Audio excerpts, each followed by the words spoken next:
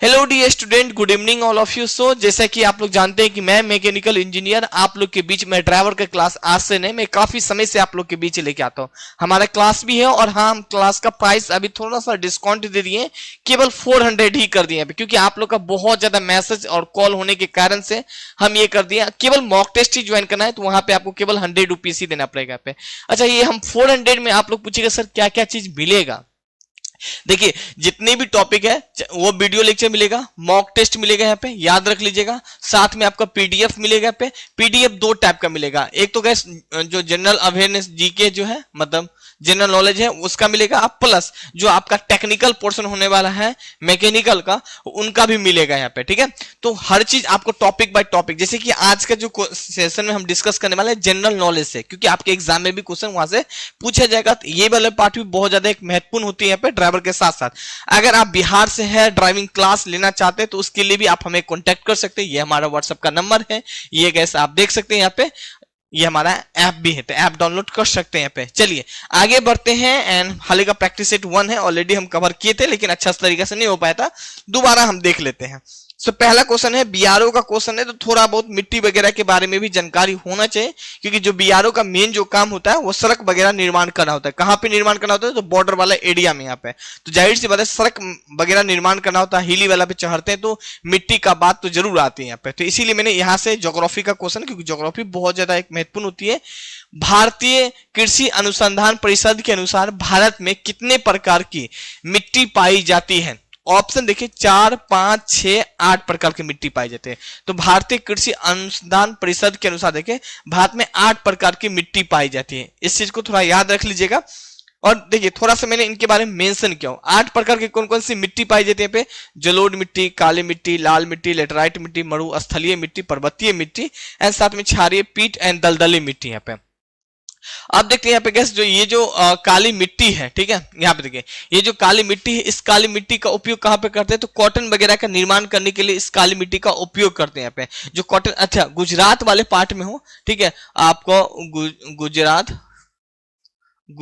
गुजरात वाला पार्ट में आपको हो, एमपी बारे में भी दिख जाएगा आपको, महाराष्ट्र में भी आपको ये दिख जाएगा यहाँ पे। ठीक है, तो यहाँ पे आपको काली मिट्टी देखोगे तो आप देखोगे कि ज्यादा कपड़ा वगैरह गुजरात से ही आता है। क्यों? क्योंकि कॉटन वगैरह का वहां निर्माण होता है, इसीलिए उत्पादन होता है, वहां की मिट्टी अच्छा है इसीलिए।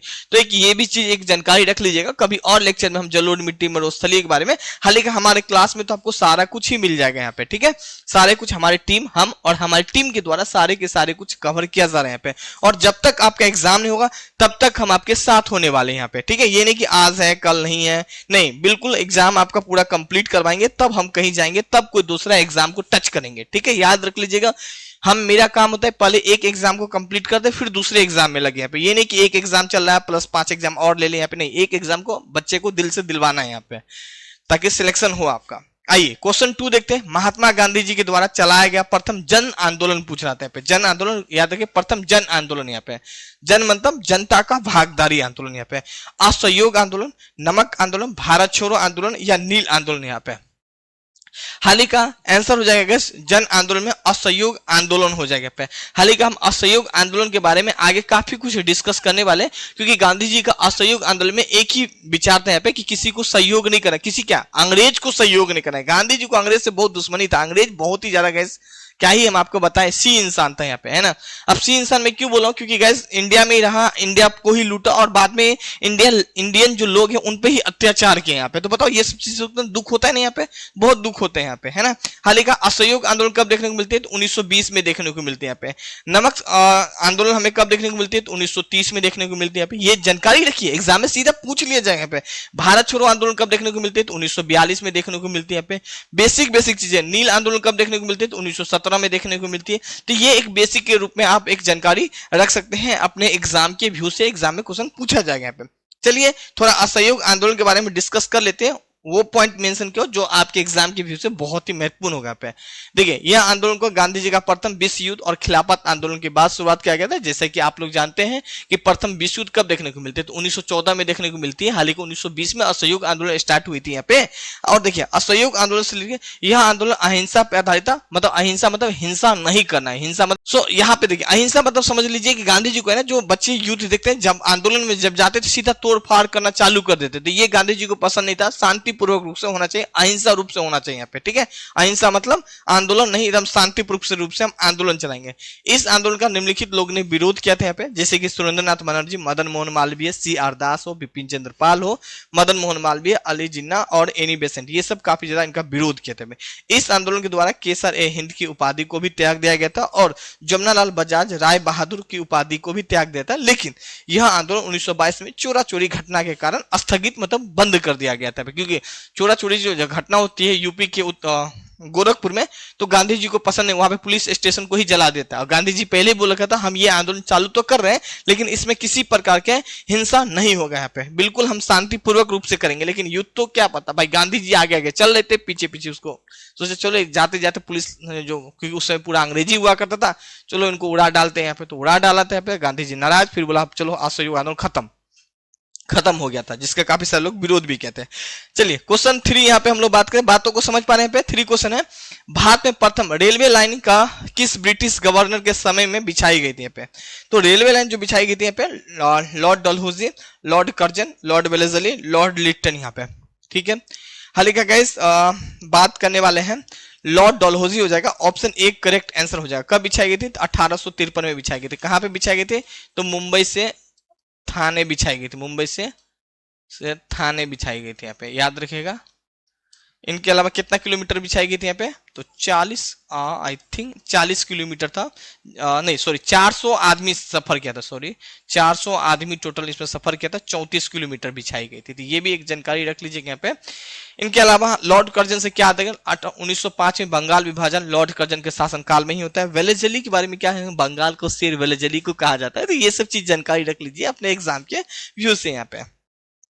आइए क्वेश्चन नेक्स्ट देखते हैं पे 4। 1857 के भारत के गवर्नर जनरल कौन थे यहाँ पे? 1857 क्रांति बहुत ज्यादा महत्वपूर्ण होती है आपके एग्जाम के व्यू से, बताया तो ये जाता है यहाँ पे काफी ज्यादा, जो जब हम हिस्ट्री वगैरह पढ़ते हैं तो ऐसा लगता है कि हमारा देश 1857 में ही आजाद हो जाता है। सोच लीजिए 1857 में आजाद होता था, हो सकता है आई थिंक और भी कर पाते हैं यहाँ पे, लेकिन आजाद 1857 में किसी कारण वजह से नहीं हो पाया यहाँ पे। हुआ कब? तो 1947 में आजाद हुआ यहाँ पे, मतलब ठीक मान लीजिए 100 साल, आप अप्रोक्स मान लीजिए 100 साल के अप्रोक्स यहाँ पे हमारा देश 90 साल के बाद आजाद हो गया पे। खैर हाल ही का कैनिन हो जाएगा आंसर, लॉर्ड कैनिन हो जाएगा, सी इसका करेक्ट आंसर हो जाएगा। डलहौजी के बारे में अभी 10 देखते हैं, वेलेस्ली के बारे में भी अब हम देखे थे यहाँ पे। तो ये एक बेसिक 1857 क्रांति बहुत ही एक महत्वपूर्ण है, यहाँ पे बहुत ही लंबा चौड़ा हिस्ट्री यहाँ पे, और अक्सर एग्जाम यहाँ से क्वेश्चन पूछ ही रहा जाता है पे। गणतंत्र भारत का पहला बजट कब पेश किया गया था? 1 फरवरी 1950, 28 फरवरी 1950, 1 मार्च 1947, 15 मार्च 1951।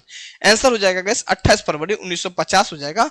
सो बी इसका करेक्ट आंसर हो जाएगा यहाँ पे। चलिए यहाँ पे देखिए गैस, वर्ष 1956 में बात करें, हिंदी में बजट छापने लगा था। यहाँ पे बजट से रिलेटेड मैंने बहुत सारा पॉइंट मेंशन किया जो कि बहुत महत्वपूर्ण होगा, बेसिक पॉइंट है, और आपके एग्जाम की व्यू को देखते हुए हम इस क्वेश्चन को डिजाइन किए यहाँ पे, ठीक है। मेरा उद्देश्य है कि आपका सिलेक्शन हो, मेरा ये टारगेट नहीं होता है, मैं 12 बोल रहा हूं कि मैं हूं, जब तक आपका एग्जाम नहीं होता है तब तक हम आपके साथ होंगे, हर टाइप का क्वेश्चन कराएंगे, चाहे वो टेक्निकली क्वेश्चन हो चाहे वो नॉन टेक्निकली क्वेश्चन हो, हर सिचुएशन में साथ होने वाले हैं। ये नहीं कि आज ये वैकेंसी आ गया तो कल दूसरा छोड़ दिए, तीसरा छोड़ दिए, जी नहीं। अब देखिएगा हम शुरू से लेकर लास्ट तक जुड़े रहेंगे, बस आप लोग थोड़ा थोड़ा हमको बताते रहिएगा। मेरा हो चुका है बैटरी लो लैपटॉप का, तो थोड़ा चार्ज में लगा देते हैं। चार्जर कहाँ है गाइस? ओह सेट, चार्जर तो मेरा लाइब्रेरी पे ही है, तो चलिए देखते हैं, हो जाना चाहिए यहाँ पे, मैनेज हो जाना चाहिए गाइस। चलिए जल्दी जल्दी खत्म करते हैं यहाँ पे सेशन को यहाँ पे। हाल का और देखते हैं 2020 में बजट को ना टैबलेट मतलब पहले पेपर में होता था, अब डिजिटल आ गया जमाना, तो बजट को टैब में लेके आया था, बजट पेश किया था। वित्त मंत्री निर्मला सीतारमन सबसे लंबा समय तक भाषण दिए, याद रख लीजिए, सीधा क्वेश्चन पूछ लीजिएगा, ऐसा कौन सा वित्त मंत्री थी जो लंबा समय तक भाषण दिए? तो आपके ऑप्शन होगा निर्मला सीतारमन हो जाएगा पे। वर्ष 1950 तक बजट राष्ट्रपति भवन में ही प्रिंट किया जाता था यहाँ पे। 9 जवाहरलाल नेहरू देश के प्रधानमंत्री के साथ साथ वित्त मंत्री के रूप में भी काम किया यहाँ पे, बजट पेश किया पे। सीधा क्वेश्चन पूछ लीजिएगा, ऐसा कौन सा प्रधानमंत्री है जो प्रधानमंत्री रहते हुए वित्त मंत्री का कार्यभार संभाला है और बजट पेश किया? तो आपके ऑप्शन होगा जवाहरलाल नेहरू हो जाएगा, भारत के प्रथम प्राइम मिनिस्टर थे यहाँ पे। चलिए नेक्स्ट देखते हैं, रिजर्व बैंक के पहले भारतीय गवर्नर के साथ साथ वित्त मंत्री सीडी देशमुख ने भी बजट पेश किया था। सीधा क्वेश्चन पूछ लिया जाएगा कि भाई आरबीआई का गवर्नर भी है और भारत के वित्त मंत्री भी है और फिर बजट पेश किया था, ऐसा कौन सा था यहाँ पे गवर्नर? तो ऑप्शन में होगा सीडी देशमुख, सीधा टिक लगा लीजिएगा। केंद्रीय बजट पेश करने वाला भारत की पहली महिला कौन था? इंदिरा गांधी था। केंद्रीय बजट पेश करने वाला भारत की पहला मंत्री कौन था यहाँ पे? ठीक है, प्रधानमंत्री या महिला कौन थी यहाँ पे? तो इंदिरा गांधी थी। सीधा के सीधा आप लोग ये टिक लगा लीजिएगा। बेसिक क्वेश्चन है, वन लाइनर रूप में। जब आप मॉक टेस्ट ज्वाइन करेंगे तो वहां पे हम सारा कुछ डिस्कस कर लेंगे यहाँ पे। वर्ष 2017 में रेलवे बजट को आम बजट में मिला दिया गया। यहाँ पे याद रख लीजिएगा, पहले रेलवे का बजट अलग हुआ करता था क्योंकि रेलवे एक अपने आप में बहुत ही बड़ा पैसा इन्वॉल्व है, बहुत सारा आदमी को रोजगार देता है, उनका बजट अलग था। लेकिन 17 में एक साथ कर दिया, सबमर्ज कर दिया। यहाँ पे वर्ष 1924 में शाम के 5 बजे से बजट पेश किया जाता है। याद रख लीजिएगा, टाइम के साथ साथ काफी कुछ चेंज वगैरह भी होता है यहाँ पे। आगे क्वेश्चन है 6 क्वेश्चन देखिए, संविधान सभा का अस्थायी अध्यक्ष निम्न में से किसे चुना गया था? यहाँ पे डॉक्टर राजेंद्र प्रसाद को, बाल गंगाधर तिलक, सच्चिदानंद या लाल बहादुर शास्त्री को? आंसर क्या हो जाएगा अगर हम बात करने वाले? सच्चिदानंद हो जाएगा। सी इसका करेक्ट आंसर हो जाएगा। यहाँ पे सच्चिदानंद, याद रखिएगा, अस्थायी अध्यक्ष चुना गया था। मैं लेकिन राजेंद्र प्रसाद के बारे में बात करें, अस्थायी अध्यक्ष चुना गया था। हालांकि राजेंद्र प्रसाद कहां से थे? तो बिहार से थे। यहाँ पे बिहार से थे यहाँ पे, लेकिन ये भारत के प्रथम प्रेसिडेंट के रूप में भी काम किए, राष्ट्रपति के रूप में भी काम किए। याद हो जाएगा 1916 आपको होम रूल आंदोलन एनी बेसेंट और बाल गंगाधर तिलक के द्वारा शुरुआत किया गया था। और वर्ष 1800 अगर हम बात करने वाले, आई थिंक 1895 में ही अगर हम बात करने वाले हैं तो संविधान सभा का मांग किया गया था यहाँ पे। तो ये भी एक जानकारी है। लाल बहादुर शास्त्री भारत के सेकंड प्राइम मिनिस्टर के रूप में भी काम किए यहाँ पे। तो ये सब एक बेसिक चीजें जानकारी रखिएगा, काफी महत्वपूर्ण है। गाइस थोड़ा मेरा लैपटॉप का बैटरी लो हो रहा है तो हम उसके लिए क्षमा चाहते हैं पे, तो क्वेश्चन और भी है तो हम कल कवर कर लेंगे यहाँ पे, ठीक है। सो आज के लिए इतना ही। प्लीज अच्छा लगे हमें सपोर्ट करिए, हम इसी तरह काफी सारा क्लास आपको डेली ही प्रैक्टिस सेट लेके आएंगे। हमारे ऐप पे आपको सारे के सारे कुछ मिल जाएगा यहाँ पे, और बिल्कुल हम आपका एग्जाम तक आपके साथ होने वाले। Thank you.